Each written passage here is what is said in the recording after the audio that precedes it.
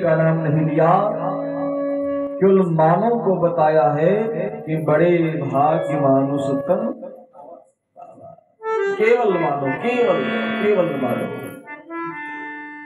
बाबा जी मानस में कहते हैं बड़े भाग्य मानुष तन पाया, बड़े भाग्य मानुष तन पाया, सुर दुर्लभ सर ग्रंथ गावा, सुर दुर्लभ सर ग्रंथ गावा।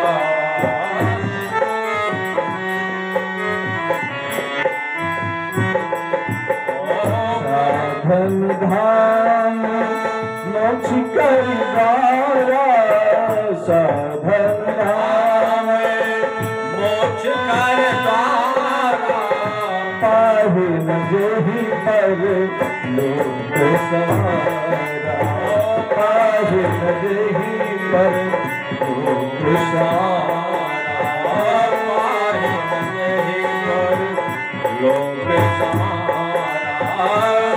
राम जय राम जय जय राम, श्री राम जय राम जय जय राम, श्री राम जय राम जय जय राम, श्री राम जय राम जय जय राम, सीताराम जय सीताराम, सीताराम जय सीताराम। बड़े भाग्य मानुष तन पावा, सुर दुर्लभ। मानव होना देवता को भी दुर्लभ है। देवता भी तरसते हैं कि एक बार मैं मानव बनूं, मानव बन करके जाऊं। तो अभी आवाज बढ़ा दीजिए हमारी हल्की सी। मानव का तन बड़ा साधारण नहीं है, चूंकि 84 लाख योनियों को भोगने के बाद फिर मानव का तन प्राप्त होता है, और मानव का तन पाने के बाद व्यक्ति 5000 बार मानव का तन पाता है, एक बार नहीं। और 5000 मानव का तन जन्म लेने के बाद अगर उसने परमात्मा की प्राप्ति कर ली तो कर ली, अगर नहीं कर पाया ना तो फिर उस चक्कर में घूमता रहता है। लेकिन सबसे बड़ी मुश्किल का विषय तो यह है कि जब मानव का तन प्राप्त होता है तो व्यक्ति को माया की, मोह की खुजली लग जाती है। जैसे एक बार एक बहुत बड़ी बाउंड्री है, कल्पना करिए, बहुत ऊंची, बहुत लंबी चौड़ी एक बाउंड्री है, दीवार है। उस बाउंड्री में आपके आंख पर पट्टी बांध दिया जाए, कल्पना करिए, और धक्का देकर नीचे गिरा दिया जाए, और आपके कान में धीरे से कह दिया जाए कि बच्चों अब इसमें निकल नहीं पाओगे, चूंकि इसमें 84 लाख दरवाजे तो हैं लेकिन सारे दरवाजे बंद हैं, मात्र एक दरवाजा ऐसा है जो खुला है। अब 84 लाख दरवाजे में एक खुला है, आप कैसे खोज पाएंगे? आंख पर पट्टी लगी है, बाउंड्री बहुत विशाल है। तो उसने विचार किया कोई बात नहीं, आंख पर पट्टी है लेकिन मैं दीवार को स्पर्श करते हुए चलूंगा, एक दरवाजा आएगा, दो आएगा, जब वो खुला वाला दरवाजा आएगा तो हम बाहर हो जाएंगे।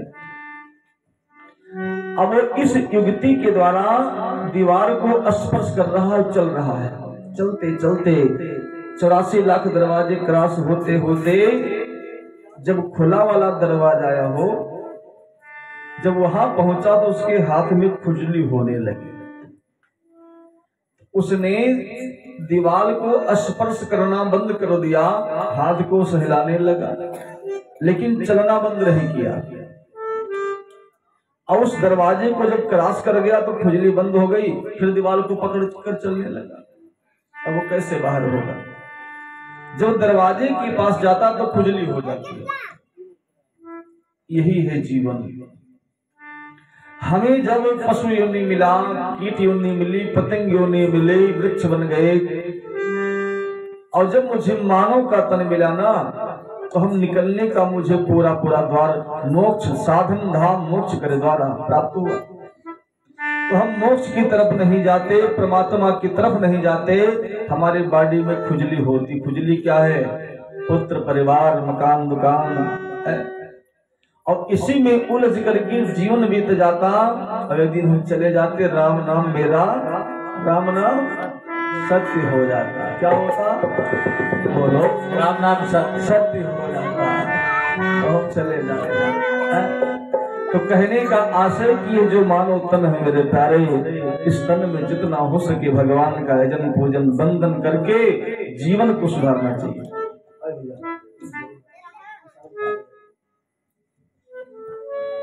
आइए, आज कौन सा दिन है? मंगलवार। मंगलवार किसका दिन होता है? हनुमान जी। बोलिए हनुमान जी महाराज की। आइए सभी लोग हनुमान जी का ध्यान करते हुए कथा में प्रवेश करें। सभी लोग हनुमान जी की स्तुति प्यार से गाए। हे दुख भंजन मारुत नंदन, सुन ले मेरी पुकार, पवन सुत बिनती बारंबार, पवन सुत बिनती बारंबार।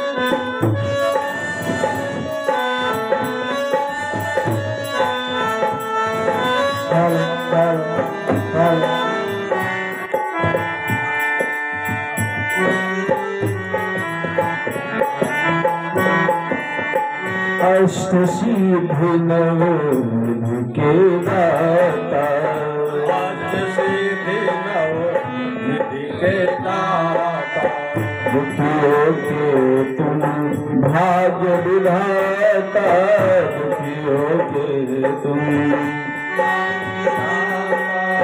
श्री राम के काज सवारे, श्री राम के मेरा कर उद्धार, पवन सुत बिनती बारंबार, पवन सुत बिनती बारंबार।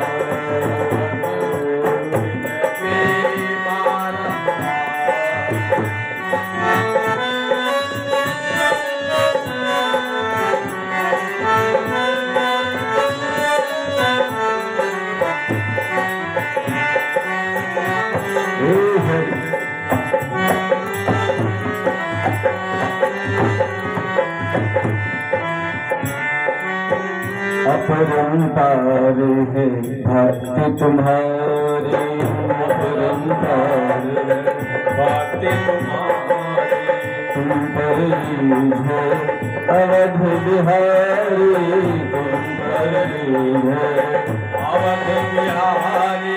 भक्त भाव से ध्यान को है, भक्ति भाव से ध्यान को है, कर दुखों से पार, पवन सुत बिनती बारंबार, पवन सुत बिनती बारंबार।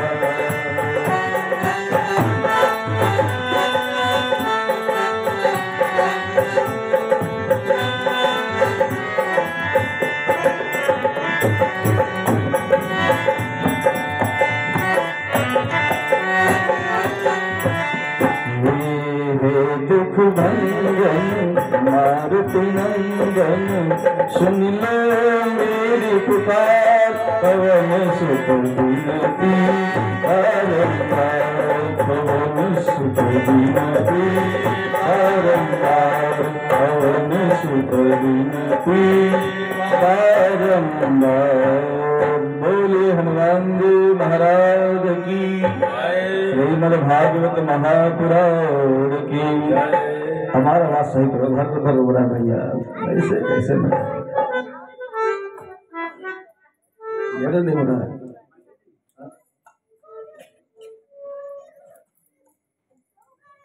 आइए, यह कितना मोटा बोल रहा है।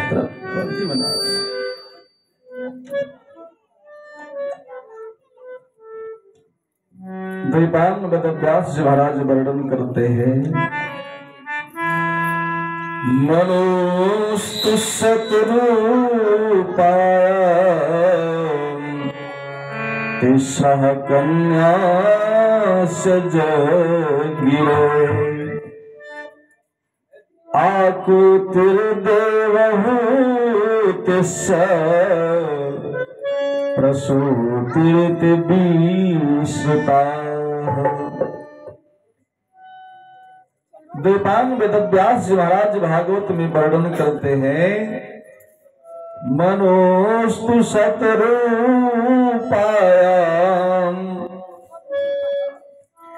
महाराज मनु जी के और शतरूपा जी के द्वारा 3 कन्या हुई। तीसरा कन्या से जगिरे, 3 कन्याएं हुई हैं। कौन कौन? आकोतिर देवहू तिस्स प्रसूतिरित बीसता। आकोति और देवहूति और प्रसूति दूर न चलो भाई, खौसा लगेगा, दूर लगाओ। मनु जी महाराज के पास शतरूपा जी के द्वारा 3 कन्याएं हुई। कौन कौन? चाचा इधर देखो, कौन कौन कन्याएं हुई? आकुतिर देवहूतिस्स प्रसूतिरित बीसता। आकुति, देवहूति और प्रसूति 3 कन्याएं। किसको? स्वयंभू मनु जी। आकुति का विवाह रुचि प्रजापति के साथ हुआ, ध्यान देना। और रुचि प्रजापति और आकुति से स्वयं नारायण पुत्र बनकर के अवतार लिए यज्ञ देव के रूप में। बोलिए यज्ञ देव भगवान की। जो दूसरी कन्या है जिसका नाम है प्रसूति, जिसका विवाह दक्ष प्रजापति से हुआ। दक्ष प्रजापति प्रसूति के द्वारा एक कन्या हुई। कन्याएं तो बहुत थी, लेकिन जिस कन्या का वर्णन है जिनका नाम था सती महारानी। बोलिए सती महारानी की जय। और जो देवहूति नाम की कन्या है, जिसकी कथा आप लोगों ने कल सुना, जिसके द्वारा करदम जी के द्वारा देवहूति के द्वारा स्वयं भगवान बेटा बन करके आए कपिल के रूप में। बोलिए कपिल भगवान की जय। मतलब क्या है? स्वयंभू मनु जी के पास 3 कन्याएं। ध्यान से सुनिए, बड़ी सुंदर बात है। तो एक कन्या ने जगत की माता प्रांबा भगवती दुर्गा जी को जन्म दिया। किसको? सती को, जिसका विवाह भगवान शिव से हुआ। एक ने यज्ञदेव भगवान को जन्म दिया, स्वयं भगवान बनकर बेटा आए। एक ने भी भगवान को जन्म दिया, भगवान बेटा बनकर के आए, कपिल के रूप में आए। मतलब क्या है? इसी को गृहस्थी कहते हैं। गृहस्थी का मतलब नहीं कि धुंधकारी पैदा हो जाए, दूसरे के पड़ोसी मूली और गाजर उखाड़ खाए जाए, घर फूंक दे। कोई मतलब नहीं बच्चा पैदा करने का। कथा शिक्षा देती है कि अगर पैदा हो तो भगवान स्वयं बेटा बन करके आ जाए, देवी बेटी बन करके आ जाए। और अगर मेरे में वो ताकत ना हो, मेरे में वो बल ना हो, मेरे में वो सामर्थ्य ना हो कि मैं भगवान को बेटा बनाऊं, है तो तो भगवान का कम से कम भक्त हो जाए तो अच्छी बात है। लेकिन भगवान भी ना आए, भगवान का भक्त भी ना आए, धुंधकारी आ जाए तो जिंदगी बेकार है। चूंकि 3 कन्याएं हैं और 2 बेटे हैं स्वयंभू मनु जी के पास। एक का नाम उत्तानपाद, दूसरे का नाम प्रेव्रत। तो बेटियों ने तो जगत माता जगत पिता को जन्म दिया, लेकिन बेटों ने भगवान को जन्म न दे पाए। तो क्या हुआ, भगवान के परम भक्त को जन्म दिया। उत्तानपाद के बेटे हैं ध्रुव जी महाराज, जिनका नाम हर प्रत्येक मानव जानता है, सनातन धर्म को मानने वाला। प्रेव्रत के पुत्र हुए जलभरत जी महाराज, वो भी भगवान के परम भक्त थे। इस कथा से शिक्षा क्या मिली, या तो भगवान बेटा बेटी बन करके आ जाए या उनका भक्त आ जाए, वही गृहस्थी सुंदर होती है। और जिस गृहस्थी में भगवान ना आए, भगवान का भक्त ना जाए, धुंधकारी आ जाए महाराज, कुंभकर्ण रावण आ जाए, वो गृहस्थी नहीं होती, गृहस्थी नरक बन जाती है। धुंधकारी में बड़ी सुंदर कथा है महाराज की।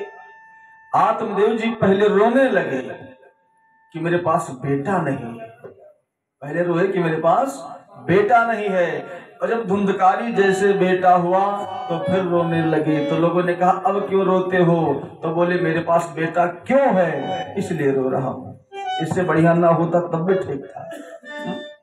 तो कहने का भाव, स्वयं मनु जी के पास 5 संतान, 3 बेटी 2 पुत्र हैं। आइए हम कथा में प्रवेश लें। पहली कथा आप लोगों ने कल सुना, देवती का विवाह हुआ कर्दम जी से, भगवान कपिल के रूप में आए। जो प्रसूति नाम कन्या जिसका विवाह दक्ष प्रजापति से हुआ, जिनकी बेटी सती महारानी है। आइए हम सुनते हैं। बोलिए शंकर भगवान की। एक बार भगवान शिव भूत भावन भोलेनाथ भगवान शिव कथा सुनने के लिए गए हैं दक्षिण भारत। एक बार त्रेता युग माही, एक बार त्रेता युग माही, शंभु गए तुम भज ऋषपाही, शंभु गए तुम भज ऋषपाही, एक बार त्रेता युग माही, एक बार त्रेता युग माही, शंभु गए तुम भज ऋषपाही, एक बार त्रेता युग माही।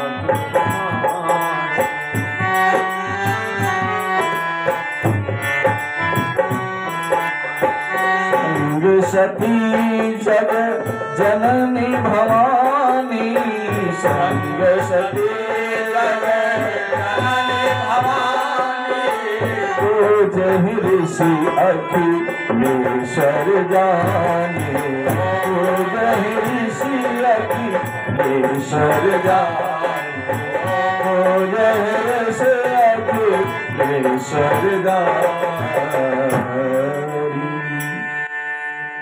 एक बार भगवान शिव कथा सुनने के लिए गए, जैसे हम लोग आज अपने घर से यहाँ कथा सुनने आए हैं, ऐसे भगवान शिव कथा सुनने के लिए कहा गए। हिमालय से नीचे उतर आए हो, नीचे धरती पर दक्षिण भारत। और सुनने किसके पास गए, जिसका जन्म मिट्टी के घड़े से हुआ, कुंभज, जिसका जन्म घड़े से हुआ, ऐसे महात्मा के पास। और बैठे कैसे, नीचे बैठे हैं जमीन पर कथा सुनने के लिए। सती के साथ में गए, अकेले नहीं गए। और हम कथा कैसे सुनते हैं, हम अपने घर से जाना नहीं चाहते, कहीं गुरुजी इतना बढ़िया आवाज छता पर आवत रहा, हुए सुनते बहुत निक लागत रहा। सब लोग छते सुन ले तो भाई यहाँ के आई, कहीं बचवा हाँ कहते हैं गुरुजी खेतों में बहुत बढ़िया आवाज जात रही। तो भाई सामने नहीं बैठोगे तो पंडित जी सुनाएंगे किसको। तो लोग जाते नहीं, अगर चले भी गए तो उनको बढ़िया व्यवस्था चाहिए, डेवलप का गद्दा, बढ़िया स्पेंच वाला सोफा बैठने के लिए चाहिए, भाई कथा सुनने आए। लेकिन सोचिए भगवान शिव जगत के पिता, हिमालय की ऊंचाई को छोड़ा, धरती पर आए, नीचे आए कथा सुनने के लिए। ये मेरे महादेव इतने कथा के प्रेमी है, रसिया है। और एक बात बताऊं, जो कथा का रसिया होता है ना, वो दूर से भी आता। देखो बाबा जी दूर से चल करके आए, एक बार जोरदार ताली स्वागत करिए बाबा जी का। दूर से चल करके आए। और जो रसिया नहीं वो बगले सोता रहता है, अजगर बना पड़ा खर खाए करता है। तो कहने का भाव कि भगवान शिव कथा सुनने गए हैं कुंभज के पास। और सबसे सुंदर बात कि अकेले नहीं गए। कभी किसी धार्मिक कार्यक्रम में जाया जाए तो अकेले नहीं, साथ परिवार के साथ जाना चाहिए।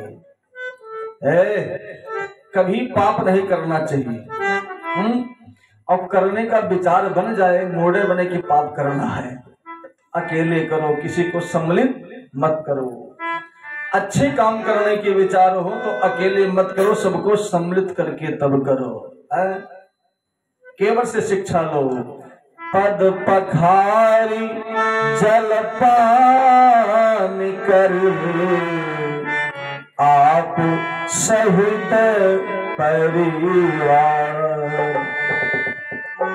केवट ने भगवान की चरणामृत को जब धोया, चरण को धोया और चरणामृत लेना हुआ, अकेले नहीं पिया। भैया होगा कभी मत डिस्टर्ब न करिए, छोड़ दीजिए। भैया ना बोला, बता दो ना बोलो भैया, लोग बैठे हैं, लोग डिस्टर्ब होगा। पद पखारी जल पान कर, आप सहित परिवार। अच्छी वस्तु मिले तो बांट करके खाना चाहिए, ये शिक्षा मानस राम कथा दे रही है। और बुरी चीज अकेले खा लो, लेकिन अच्छी वस्तु अकेले खाना चाहते हैं और बुरी वस्तु सबको बांट करके खाना चाहते हैं। एक बात याद आ रही है, एक पक्षी था, पक्षी के पास मुंह दो था, चोंच दो था, पेटवा एक रहा। समझ रहे? पक्षी एक, पैर दो, पेट एक, लेकिन मुहा चुचवा दो रहा। दोनों उड़ रहे थे, चुंग रहे थे। एक मुंह को एक दिन मीठा फल मिला, कहा वाह कितना मीठा है, और बखान करके खाने लगा। और जो दूसरा मुंह था उसके मुंह में पानी आ गया, कहा भैया थोड़ा हमोक दे दो, अकेले कहा खाते हो, क्या पायन हमें कहा दे दी हो तुमका, कहा कोई बात नहीं। अब उसने बारंबार बखान किया और बढ़िया से खाया। उसने कहा भैया पेटवा तो एक है, चाहे तू खाओ चाहे हम खाई, पेटवा तो भरबे करी, तो हम लाओ स्वाद नहीं, कहना देंगे नहीं, कोई बात नहीं। कुछ दिन के बाद दूसरे मुख को एक जहर का फल मिल गया, विष का फल।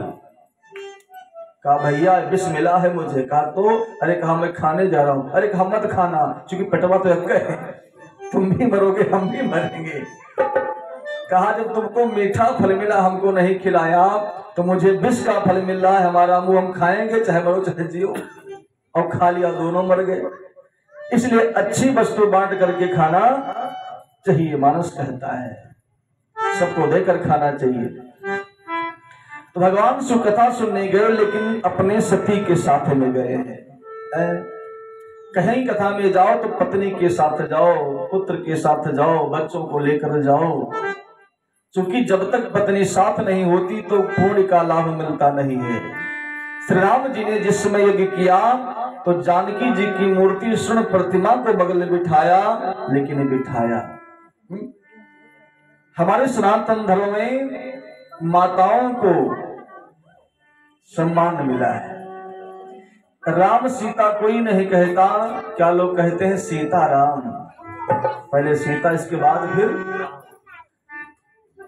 भवानी, फिर शंकर, राधे, फिर कृष्णा।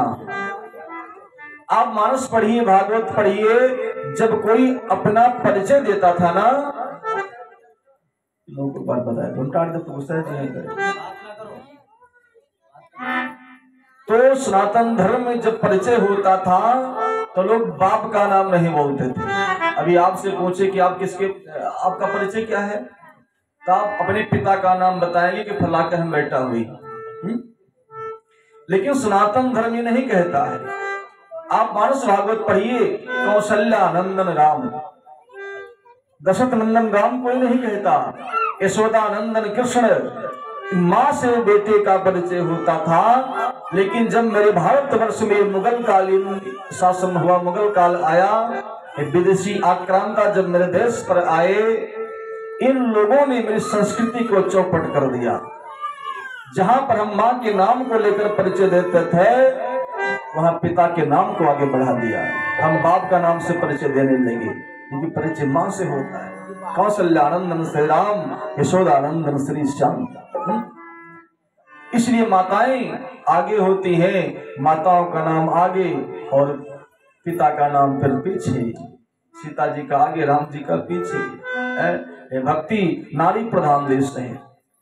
भगवान शिव कथा सुनने गए और जिस समय कथा प्रारंभ हुई, राम कथा मुनि बरज बखानी, राम कथा मुनि बरज बखानी, सुनी महेश परम प्रियमानी, सुनी महेश परम प्रियमानी, राम कथा मुनि बरज बखानी, राम कथा मुनि बरज बखानी, राम कथा मुनि बरज बखानी।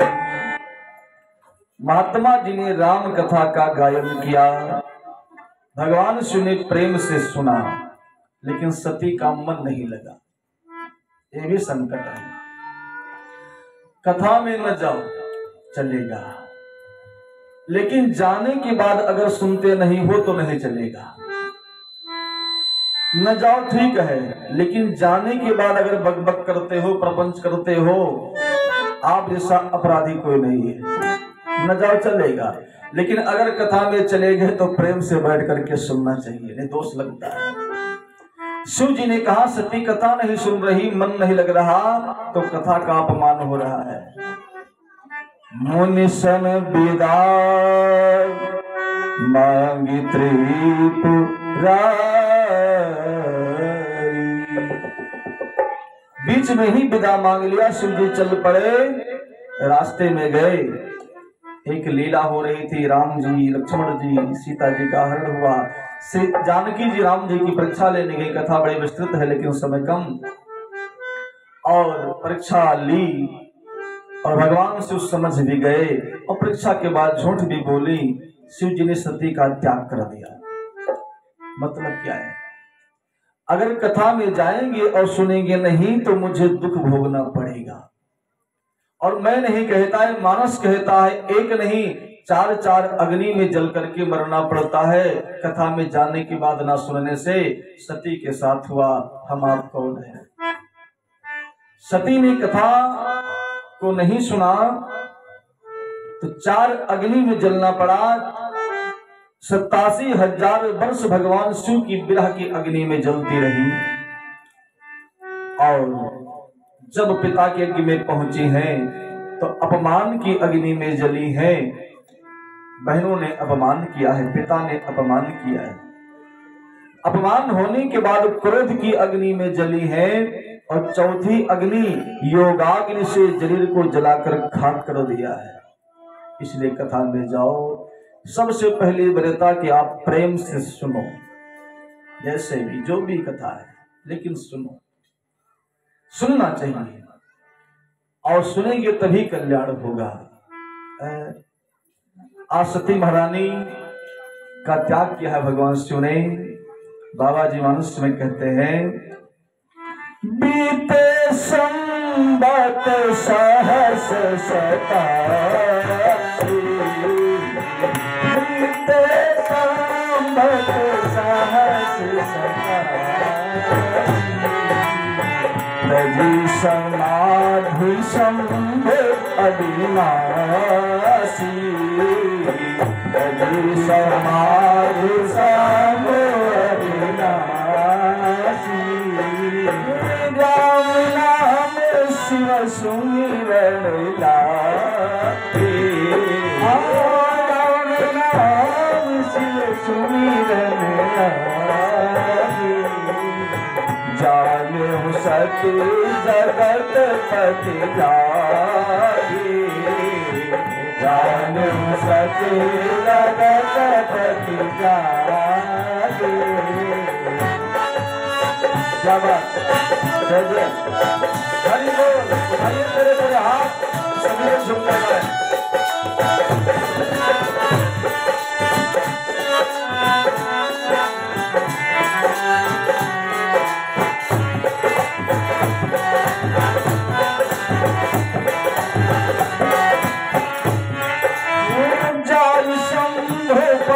बंधन की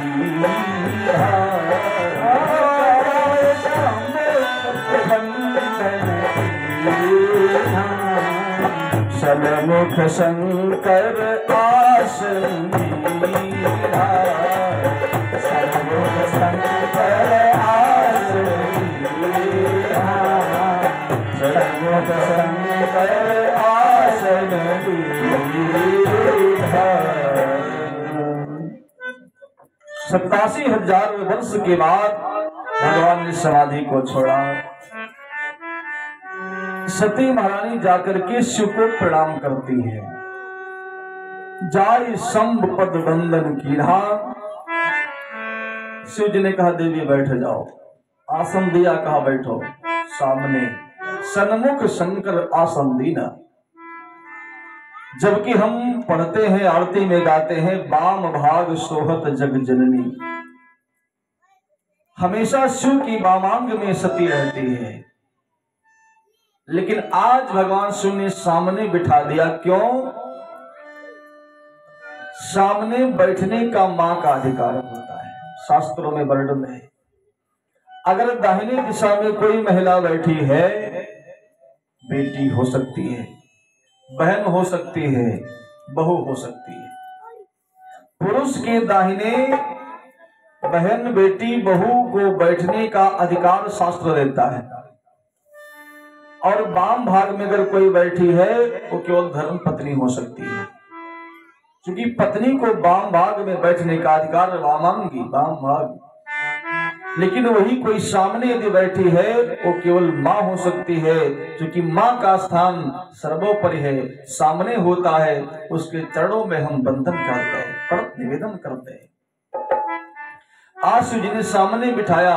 सती समझ गई कि शिव जी मेरे में मां का भाव रखने लगे हैं, क्या किया है मेरा। और जब सती को विश्वास हुआ तो सती महारानी रोने लगी है।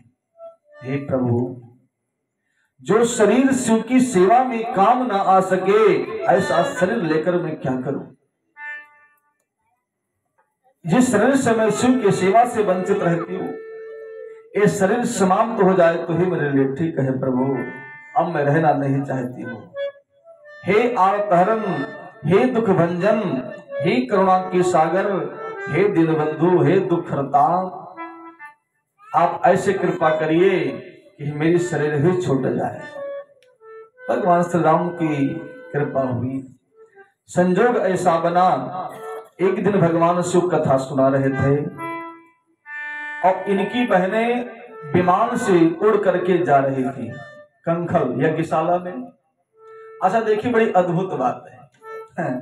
अगर आपका किसी से नहीं बनता है ना, तो ठेलुआ गांव के पूछे कि का हो गए नहीं उनके यहाँ, जानते किन किन के बिगाड़े, तब वो कह रहे गए नहीं हो, भलाई नहीं रहा हो। ये ठेलुआ से भगवान बचा। अरे भाई, विमान से ही जब उड़ना था, कहीं और से उड़ के निकल जाती। सोचिए, कोई माने था कि हिमालय से ही उड़ करके जाया जाए, बहुत रास्ता था, विमान से उड़ना था। लेकिन नहीं, वो जानते थे कि सती शिव का इस समय दक्ष प्रजापति से अनबन चल रही है। ऊपर से विमान उड़ाया, सती ने देखा, कहा दीदी कहा? अरे कहा नहीं पता। कहा अरे नहीं पता। अरे कहा पिताजी कर रहे हैं, आपको नहीं बुलाया? सती ने कहा नहीं, मेरे पास तो कोई निमंत्रण कार्ड नहीं, कोई फोन नहीं, कोई सूचना नहीं। कहा तो होगा भैया, अब तो हम तो जा रहे हैं, पिताजी ने बुलाया है। सती ने सोचा, अरे इतना विशाल यज्ञ, जबकि यज्ञ में सबको बुलाना चाहिए, और पिताजी ने मुझे छोड़ दिया। शिव जी के पास गई है, और कितनी सुंदर बात सती मैया कहती है, प्रजापतेस्ते ससुरस्य साम्प्रतम् निर्यापितो यज्ञ महोत्सव किल वयं च तत्राभिसराम ते यद्धर्थितानि विबुधा व्रजन्ति प्रजा चलाओ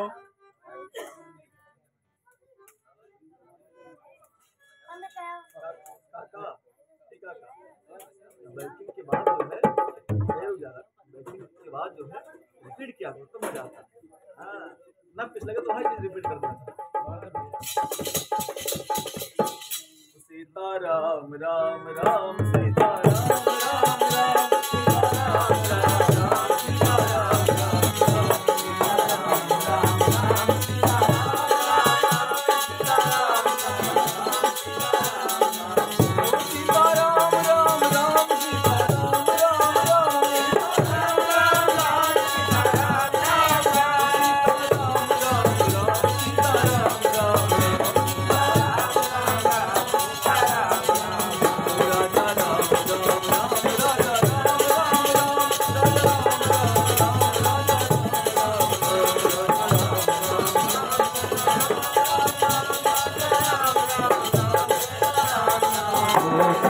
राम राम राम सीता राम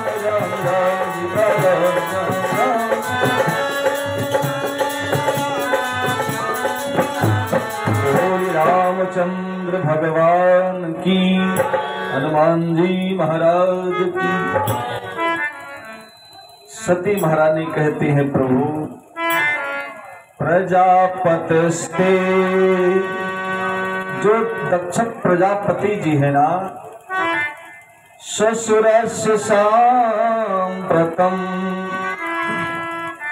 आपके ससुर जो प्रजापति हैं, आपके ससुर साहब इस समय यज्ञ कर रहे हैं। यज्ञ महोत्सव किल, ये नहीं कहा कि मेरे पिताजी कर रहे हैं। ध्यान दीजिए, चूंकि सती जान गई कि मेरा निमंत्रण नहीं है और स्वामी से आदेश भी मुझे लेना है, तो बड़ाई करूंगी तभी आदेश मिलेगा। तो ये नहीं कहा कि मेरे पिताजी आपके ससुर जी कर रहे हैं। कितनी सुंदर बात है? ये तो अपने पिता का नाम जब लेती है, कब जानते हो? जब बड़ाई करना होता है? कहीं चलो मोटरसाइकिल से, थोड़े औकात रहा मोटरसाइकिल बैठे बप्पा हमारा दे दी तो चलाए लो गाड़ी, नहीं चलाए रहा तो जानित है, तब मैंने बप्पा का नाम बताओ थी। लेकिन आज आदेश लेना है, इसलिए पिता नहीं आपके ससुर। शिव जी समझ गए, धन्य हो देवी। शिव जी मुस्कुराने लगे। शिव जी ने कहा, देवी मैं समझ गया तू क्या कहना चाहती है, लेकिन सुनो, मैं जाना नहीं चाहता हूं। क्यों? शिव जी ने आज बताया कि मेरे में वो दक्ष प्रजापति में विवाद चल रहा है, लेकिन सती नहीं मानी। चूंकि माँ का ममता, माँ की ममता, माइका का प्रेम बहनों की याद जब आने लगी तो विचार किया, अगर जाऊंगी तो सबसे मिलन हो जाएगा इसी नाते। शिव जी ने कहा, ठीक है तुम जाओ, लेकिन मैं जाने वाला नहीं हूं। सती जी चल पड़ी है गणों के साथ, और जब यज्ञशाला में गई तो देखा लिखा हुआ है शिव का प्रवेश वर्जित। शिव का कोई भाग नहीं, कोई स्थान नहीं। देखा सती ने, सबसे पहले उनकी बहनें मिली, सादर भले ही मिली एक माता, भगनी मिली बहुत मुस्कुराता। जितनी बहनें हैं मुस्कुराहट से मिल रही हैं, व्यंग शब्दों का प्रयोग, स्वीट पॉइजन, जहर घोल रही। एक ने कहा, अरे सती आ गई तो कहा क्या था कि मैं जानती थी ना कि तू जरूर आएगी, लेकिन सुन, अगर मेरा निमंत्रण कार्ड ना जाता ना तो मैं तो नहीं आने वाली थी, लेकिन तू सीधे चली आई, ठीक किया। ये क्या है? मीठा पॉइजन, मीठा जहर है। एक ने कहा सती वो जीजा जी पहले भिक्षा मांगते थे, वो काम बंद हुआ कि वही कार्य चल रहा है अभी। एक ने कहा सती वो जीजा जी नंगम नंगा घूमा करते थे, कपड़े बड़े पहनते, ऐसे चलता है काम अभी। एक ने कहा तो बट वृक्ष के नीचे वास करती थी, भवन नहीं था रहने के लिए, मकान इत्यादि बना के ऐसे काम चल रहा है। सत्य समझ गई कि मेरा व्यंग हो रहा है, मेरा मजाक चल रहा है। लेकिन सती ने एक बात सोचा कि मायके में जितना अधिकार इनका है उतना ही अधिकार मेरा है, इनसे मुझे क्या मतलब है। अगर माता पिता सम्मान करते हैं, ध्यान दीजिएगा, बहुत ऊंची बात है, अगर माता पिता सम्मान करते हैं तो भाई बहन से फिर मतलब क्या है भाई? एक पिता के पास 4 बेटे हैं और पिता अगर चारों का सम्मान करता है तो भाई भाई को गिरा नहीं सकता है। वो तो जब गिरेगा जब पिताजी की करवट बदलेगी किसी एक पक्ष में, एक तरफ झुक जाएगा। अगर वो सम्मान करेगा महाराज तो फिर मतलब क्या है? सती कहती जितना अधिकार मेरा इतना ही इनका, और मेरी माँ मेरे बाबूजी मेरा सम्मान करेंगे ना तो फिर मतलब क्या है। लेकिन जब माँ के पास गए तो माँ प्रेम से मिली। बाबा जी कहते एक अकेली माँ प्रेम से मिली है उस यज्ञ में। एक सादर भले ही एक माता, सादर भले ही एक माता, भगनी मिली बहुत मुस्काता, भगनी मिली बहुत मुस्काता, सादर भले ही एक माता, सादर भले ही मेरी एक माता। श्री राम जय राम, जय जय राम, श्री राम जय राम, जय जय राम, श्री राम जय राम, जय जय राम, श्री राम जय राम, जय जय राम, सीताराम जय सीताराम, सीताराम जय सीताराम, सीताराम सीताराम।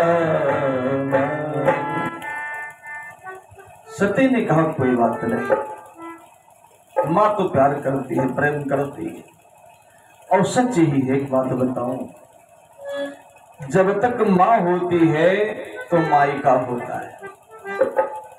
चूंकि मायका शब्द जो है ना वो माँ से ही बना हुआ है। माँ है तो मायका है, और माँ नहीं तो मायका नहीं है। माँ के जाने के बाद फिर वो मायका नहीं रह जाता, वो संबंध हो जाता है, संबंध में परिवर्तित हो जाता है। सब माने बराबर। आप अगर 10 रुपए का लड्डू ले जाएंगे तो 10 रुपया देके पाँव पकड़ ले, फूफाए हैं। 100 रुपए की मिठाई ले जाओ तो 100 देके पाँव पकड़ ले, फूफा मिठाई डब्बा लाए रहा, ऐसे तो। लेकिन जब तक माँ है तो मायका है।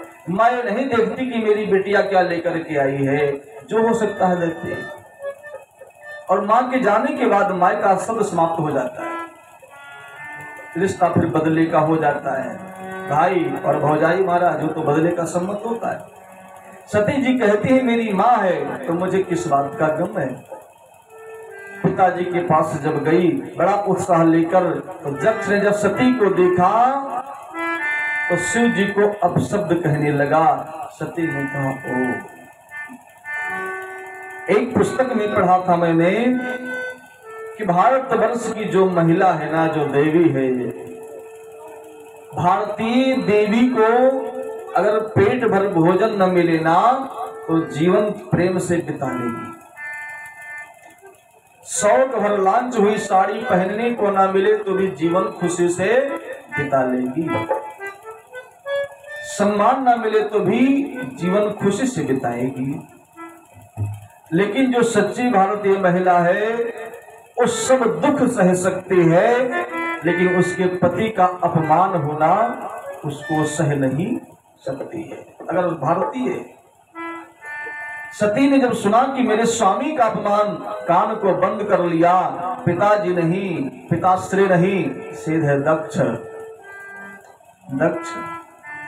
तो प्रजापति बन गया, तेरे में इतना अभिमान आ गया। शिव माने कल्याण होता है, कल्याणकारी भगवान शिव को तो अपमान करता है ना। अभी तक मैं जानती थी कि मेरा जन्म मेरे पिताजी के द्वारा हुआ है, ये शरीर पिताजी के द्वारा जाया हुआ है, लेकिन आज मुझे पता चला ये शरीर मेरे पिताजी के द्वारा नहीं बल्कि एक शिवद्रोही से शरीर उत्पन्न हुई है। अब मैं नहीं सुनना चाहती हूँ कि ये शिवद्रोही की बेटी है, आज ये शरीर ही मैं समाप्त कर देती हूँ। क्रोध की अग्नि में जलने लगी। राम जी दौड़ करके सामने आए।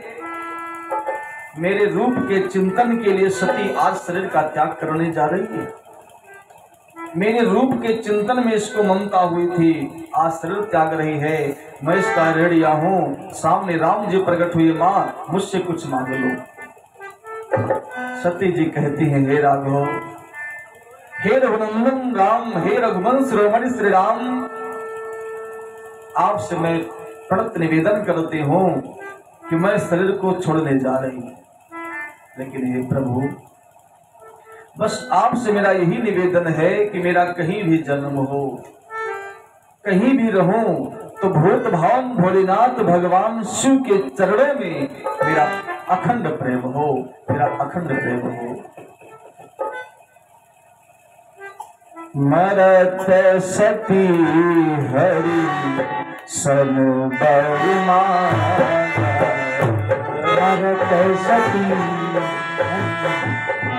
बरमाना, जन्म जन्म शिव पद अनुरागा, जन्म जन्म शिव पद अनुरागा, सती मरत प्रभु सन बरमाना, ओ सती मरत सन बरमाना, जन्म जन्म शिव पद अनुरागा, जन्म जन्म शिव पद अनुरागा, सती मरत प्रभु सन बरमाना, सती मरत हरि सन बरमाना।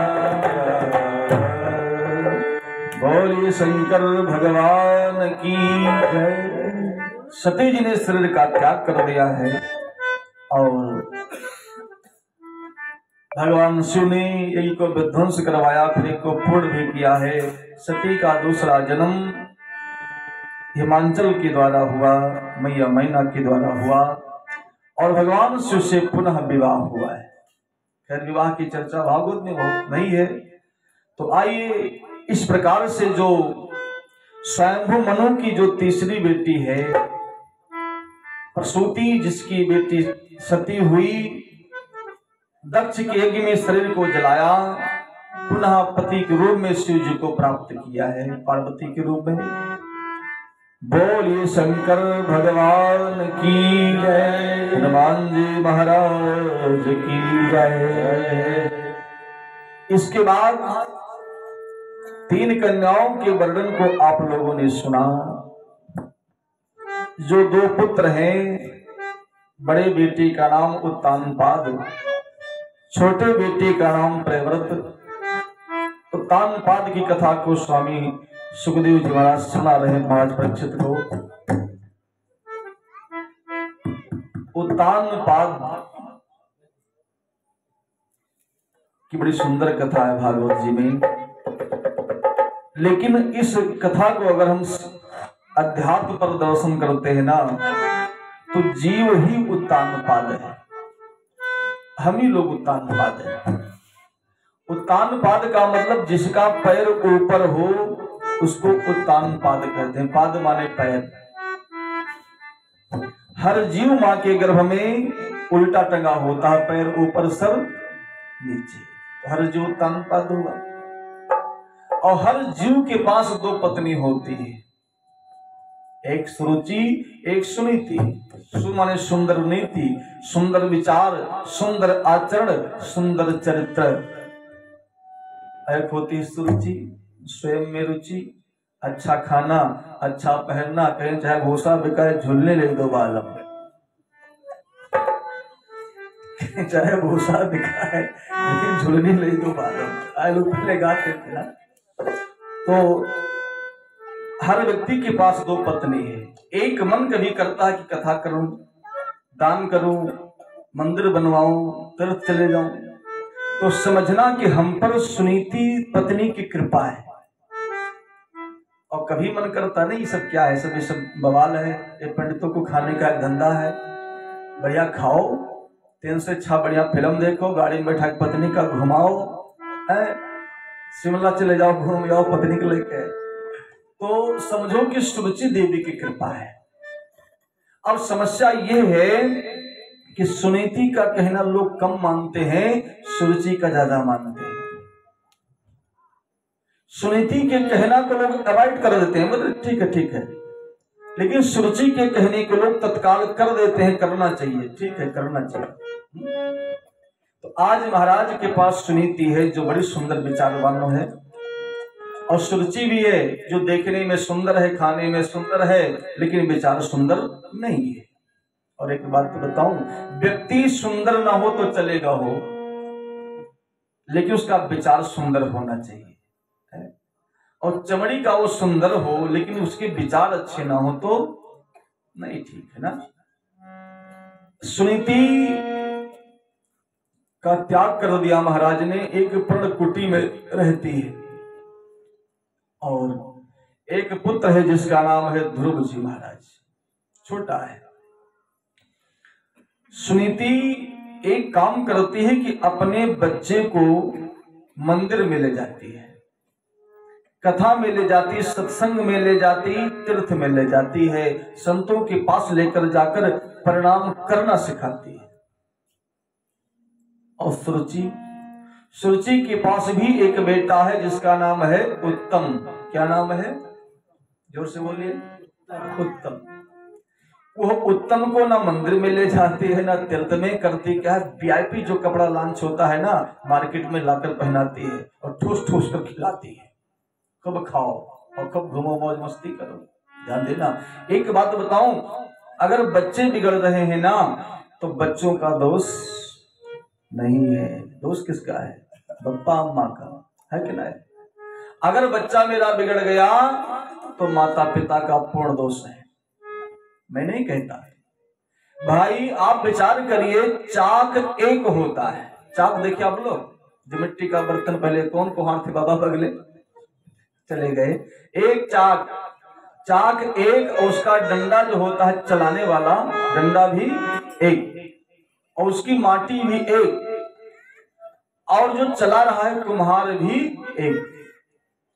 लेकिन जैसे हाथ की आकृति को देता है, कलाकृति करता है, ऐसी आकृति का पात्र तैयार हो जाता है। एक ही चाक, एक ही डंडा, एक ही व्यक्ति चलाने वाला, एक ही मिट्टी से सुराही बन जाती, माट मटके बन जाते, सकोरा बन जाता, कुल्हड़ बन जाता, परैया बन जाती, मिट्टी तो एक है। लेकिन बस सारी कलाकारी उस हाथ में है, जैसे हाथ का एक्टिंग किया पात्र तैयार हो गया। तो मेरे बच्चे क्या हैं, मिट्टी के घड़े। क्या है, घड़े नहीं बल्कि मिट्टी ही है। जैसे हाथ का कलाकृति होगा, आपका संस्कार होगा, ऐसे आपके बच्चे बनेंगे। लेकिन सबसे बड़ी समस्या है कि जब हम बच्चों को कहीं देखते हैं कि मेरा बच्चा पूजा कर रहा है तो डांट देते हैं, साधु बनना है क्या। कहीं बाबा आया, कोई संत आया तो प्रणाम कराने नहीं जाएंगे, बच्चे बाबा के पास न जाओ, बाबा पकड़ लीजिए, बाबा बच्चा पकड़ आया है का, अरे कम से कम उसको प्रणाम करना सिखाओ। है, उसको राम राम करना सिखाओ। सिखाते क्या है महाराज? एक बात बताऊं, आप किसी विद्वान को प्रणाम करोगे ना तो क्या करेगा वो? आशीर्वाद देगा। क्या देगा? जोर से बोलिए। आशीर्वाद देगा। और किसी को आप बोलोगे ना गुड मॉर्निंग, गुड नाइट, वो क्या बोलेगा? क्या बोलेगा? वो भी बोलेगा गुड मॉर्निंग गुड नाइट, कि नहीं बोलेगा? ये नहीं कहेगा कि भैया खुशी रहो, आनंद से रहो, यशस्वी हो, दीर्घजीवी हो, ये नहीं बोलेगा। आप सुबह सुबह किसी को बोल दो गुड मॉर्निंग, वो पप्पा हो चाहे अम्मा चाहे गुरु जी हो, वो भी बोलेंगे गुड मॉर्निंग। आशीर्वाद आपको नहीं देंगे। आशीर्वाद तो प्रणाम करने से मिलता है। तो प्रणाम करने का विधा सीखना चाहिए, ना कि गुड मॉर्निंग करने की विधा सीखनी चाहिए। बात देखिए, तो आज सुनीति अपने बच्चे को मंदिर में ले जाती है और सत्संग करना सिखाती है। क्योंकि बच्चा जो बचपन में जैसे ढालोगे वैसे बनेगा, और जब ढल जाता है तो फिर बनवन नहीं पाता है महाराज। साचा में एक बार ढाल दो मटकी, अब कहो तोड़ के फिर से कटोरी बनाए, कहां से बनेगा? जीवन खत्म हुआ तो जीने का ढंग आया, जीवन खत्म हुआ जीने का ढंग आया, जीवन खत्म हुआ जीने का ढंग आया, जीवन खत्म हुआ तो जीने का ढंग आया,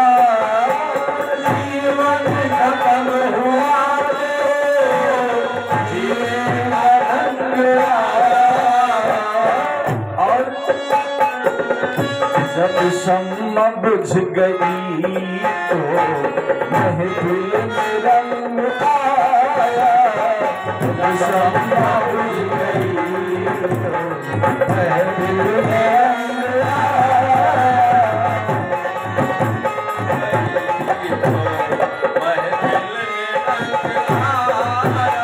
उठाइए पूरे सरे हाथ, सभी लोग कर गए हरि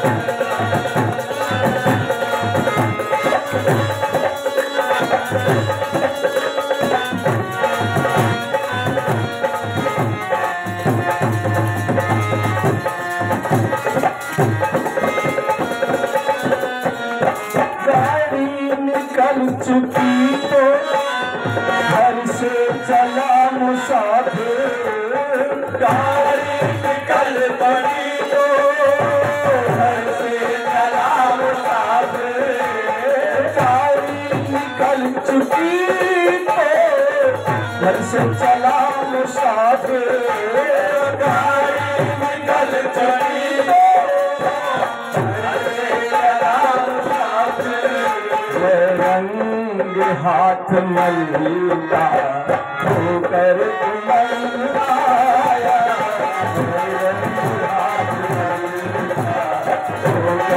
मलता होकर तुमन आया, और हरि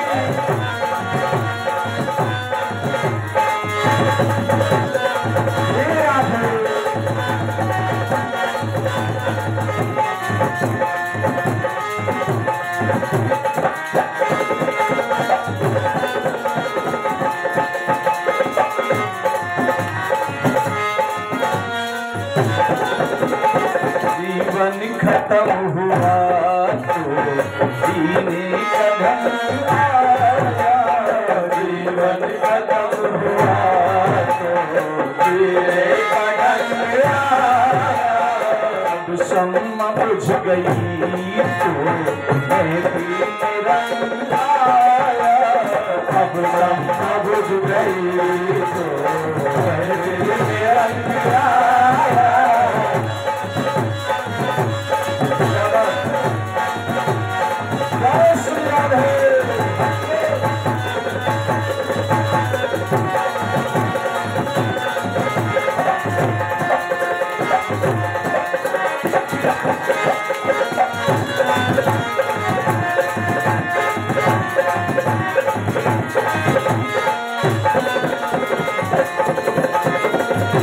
मन की मशीनरी ने जब ठीक चल न सीखा, मन की मशीनरी ने जब ठीक चल न सीखा, मन की मशीनरी ने जब ठीक चल न सीखा, मन की मशीनरी ने जब ठीक चल न सीखा, जब बूढ़ बन के पुरजे में जंग आया, बूढ़ बन के पुरजे में जंग आया, ये कदम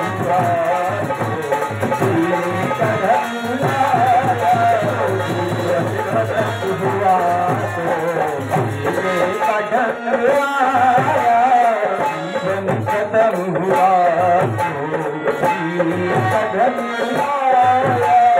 जीवन खत्म हुआ तो जीने का ढंग आया, जीवन खत्म हुआ तो जीने का ढंग आया, जीवन खत्म हुआ तो जीने का ढंग आया, बुझ गई तो महफिल में रंग आया, भगवान भूल गई तो महफिल में रंग आया, भगवान भूल गई महफिल में रंग आया।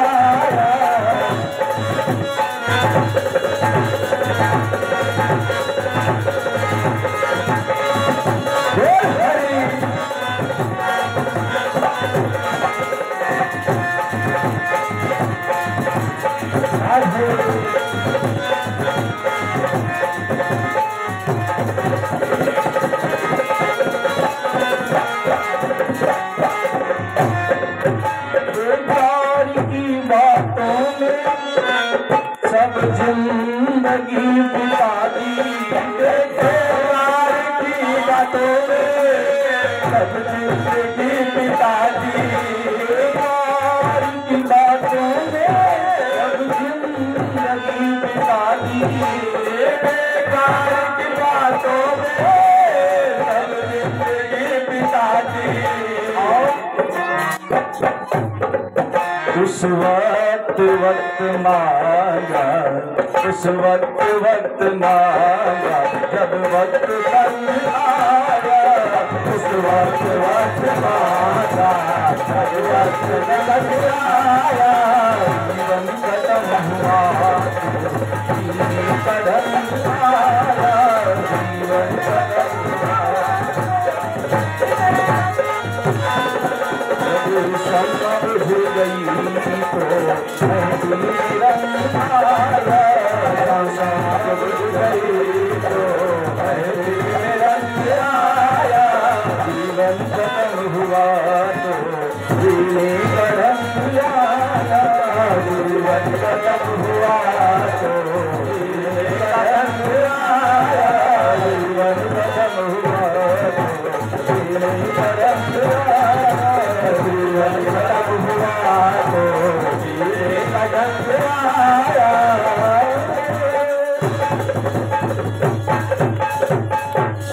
बोल वृंदावन बिहारी लाल की जय। जीवन खत्म हुआ तो जीने का ढंग आया। सुधरना मेरे युवा पीढ़ी को होता है, जो मेरे देश के भविष्य है। 95 वर्ष के बूढ़ा चारपाई पर पड़ा हो, अब अगर वो सुधार लाए, जीवन में सुधर जाए, तो फिर मतलब क्या है? सुधरना उनको चाहिए जो युवा वर्ग है, जो देश का भविष्य है। तरुणाई के पौरुषता से युग का इतिहास बदलता है, और जिस ओर जवानी चलती है उस ओर जमाना चलता है, उस ओर जमाना चलता है। सुधरना युवा पीढ़ी को होता है, इसलिए अपने बच्चे को संस्कारवान बनाना चाहिए। सुनीति बहुत सुंदर अपने बच्चे को ढाल रही है। संजोग से एक दिन ध्रुव ने विचार किया, कि माँ की जो ममता है ना, जो माँ का प्रेम है, जो माँ का स्नेह है, अद्भुत है। और भरपूर मात्रा में मुझे माँ की ममता मिल भी रही है। माँ का स्नेह, माँ का प्यार, माँ का दुलार, माँ का लाड प्राप्त हो रहा है। लेकिन मेरे जीवन में अगर किसी वस्तु का अभाव है ना, वो है पिता का प्यार। क्या है? पिता का प्यार। क्योंकि आज तक मुझे पिता का प्यार नहीं मिला। मेरी भी इच्छा होती है ना कि पिता की गोद में बैठूं, पिताजी मुझे गोद में ले, गले से लगाएं, प्यार करें। लेकिन मुझे पिता का प्रेम नहीं मिला। ध्रुव छोटा बालक पिता के सिंहासन की तरफ बढ़ा। महाराज उत्तानपाद सिंहासन पर विराजमान है, बगल सुरुचि देवी बैठी है, गोद में उत्तम बैठा है। ध्रुव चलने का प्रयास, सिंहासन पर चढ़ने का प्रयास किया, लुढ़क कर नीचे गिर जाता है, फिर चढ़ने का प्रयास करता, फिर नीचे गिर जाता है। देखा उत्तानपाद जी ने, थोड़ी सी दया आई कि है तो मेरा ही बालक, भले ही सुनीति का बेटा है, सुरुचि का नहीं है, लेकिन है तो मेरा ही, लाओ उठा लेता हूं। जैसे पकड़ना चाहा, सुरुचि ने कहा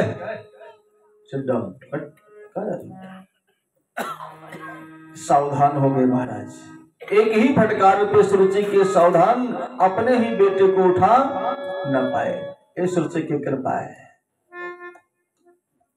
महाराज ध्रुव किसी तरह से चढ़ता है, गिरता है, चढ़ता है, गिरता है, अथक श्रम करने के बाद ना पहुंच ही गया गोद में। गिरते हैं सहसवार मैदान जंग में, गिरते हैं सहसवार मैदान जंग में। वो शख्स क्या गिरेंगे जो घुटनों के बल चलते हैं, जो घुटनों के बल चलते हैं। जो प्रयास करता है सफल वही होता है, हार उसी की होती है जो लड़ता है। जो मैदान में नहीं जाएगा उसकी जीत और हार क्या। सफल हुआ ध्रुव, पिता की गोद में गया और बैठा। ऐसे मां सुरुचि ने हाथ को पकड़ा, धक्का दिया, नीचे गिरा दिया। ध्रुव ने कहा, मां ये मां की ममता नहीं है, जो काम आपने किया ये मां का काम नहीं है। एक बात बताओ, मुझे क्यों गिरा दिया आपने? क्या मुझे पिता का प्यार नहीं चाहिए? क्या पिता का स्नेह मुझे अच्छा नहीं लगता है? सुरुचि ने कहा, बेटा अगर पिता की गोद की, पिता के प्रेम की आवश्यकता है ना, एक काम करना पड़ेगा। ध्रुव ने कहा, मैया एक नहीं हजारों काम करूंगा, लेकिन बताओ क्या करने से पिता का मुझे प्यार प्राप्त होगा? तपसाराध्य पुरुषम तस्यैवानुग्रहेण में गर्भे त्वं साधयात्मानं यदिच्छसि नृपासनं। सुरुचि कहती, बेटा यदि पिता की गोद की आवश्यकता है तो एक काम, तपसाराध्य पुरुषम, आपको तपस्या करनी होगी। किसकी? पुरुषम, उस परम पुरुष की, परमात्मा की तपस्या करनी होगी जो जगत का पिता है। और जब पिता, उस परम पिता परमात्मा को तो तपस्या से प्रकट कर लेना, उनसे वरदान मांग ली। गर्भे तम साधयात्मानं, आप मेरे गर्भ से जन्म लो। यदि इच्छसि नृपासनम, यदि इच्छा है नृप के गोद की, नृपासनम, इस नृप के आसन की आवश्यकता है बेटा, तपस्या करना पड़ेगा। ध्रुव की आंखों में आंसू आ गए। मां मुझे कुछ भी करना पड़े ना तो मैं करूंगा, लेकिन पिता का प्यार चाहिए तो चाहिए। छोटा है बालक, हर बच्चों की इच्छा होती है माता पिता के प्यार की। आज अपनी ही मां ने, ऐसे शब्दों का प्रयोग किया कि ध्रुव के हृदय में लग गया। एक बात बताऊं, फरसे से काट दिया बनम बन पनप जाता है, नए कल्लों से पल्लवित हो जाता है, लेकिन हृदय जब व्यक्ति अपने शब्दों से विदीर्ण कर देता ना, उसका घाव जीवन में भरता नहीं है। और एक बात बताऊं, लोग कहते हैं ना कि मेरा पड़ोसी खतरनाक, मेरा दुश्मन, लेकिन मैं तो कहता हूं दुश्मन खतरनाक नहीं होते। दुश्मन आपका बाल बांका नहीं कर सकता, अगर गिराने में किसी के हाथ होती है तो अपनों की होती है। डॉक्टर दवा देता है, डॉक्टर दवा देता है, साधु दुआ देता है। आग तो अपने लगाते हैं, पड़ोसी सिर्फ हवा देता है, पड़ोसी सिर्फ हवा देता है, आग तो अपने लगाते हैं। आज ध्रुव जी रोते हैं माँ सुनीति के पास गए हैं। माँ देखा, सुनीति ने उठाया गोद में, बेटा क्यों रो रहे हो, बताई पूरी बात। कहा मैया उसने तुम्हें गाली दी है। कहा गाली कहाँ दी बेटा। कहा उसने आपको अभागन कहा, तू अभागन का बेटा है। सुनीति ने कहा बेटा सत्य कहा है, अगर तू अभागन का बेटा न होता तो आज तो एक पर्णकुटी में वास न करता, तो राजमहल में रहता। उन्होंने गलत कहा, उन्होंने सत्य कहा है बेटा। मतलब क्या है, प्रतिकूलता में अनुकूलता ढूंढना ये संतों का काम है, और अनुकूलता में प्रतिकूलता निकाल देना ये खलों का कार्य है, दुष्टों का कार्य है। ध्रुव जी कहते हैं माँ उन्होंने कहा है कि भगवान की तपस्या कर तो पिता की गोद मिल जाएगी। सुनीति ने कहा बेटा तो पिता की गोद की बात करता है, अरे जिसे भगवान मिलता है ना उसे सब कुछ मिल जाता है, उसे मिलता क्या नहीं है। दुनिया की कोई ऐसी वस्तु नहीं है कि भगवान के मिलने के बाद ना मिल जाए, सब मिल जाता है अगर ठाकुर जी मिल जाए। सच है, किसी ने बड़ा सुंदर गाया है,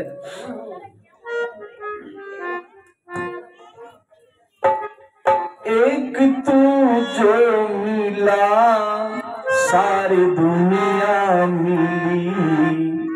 तू कौन? परमात्मा। अगर ठाकुर जी मिल जाए तो आपका संसार आपकी मुट्ठी में। एक तू जो मिला सारी दुनिया मिली, मिला दे मेरा दिल सारी बगिया की, मिला दे मेरा दिल सारी बगिया की। एक तू जो मिला सारी दुनिया मिली, एक तू जो मिला सारी दुनिया मिली, मिला दे मेरा दिल सारी बगिया की, मिला दे मेरा दिल सारी बगिया की।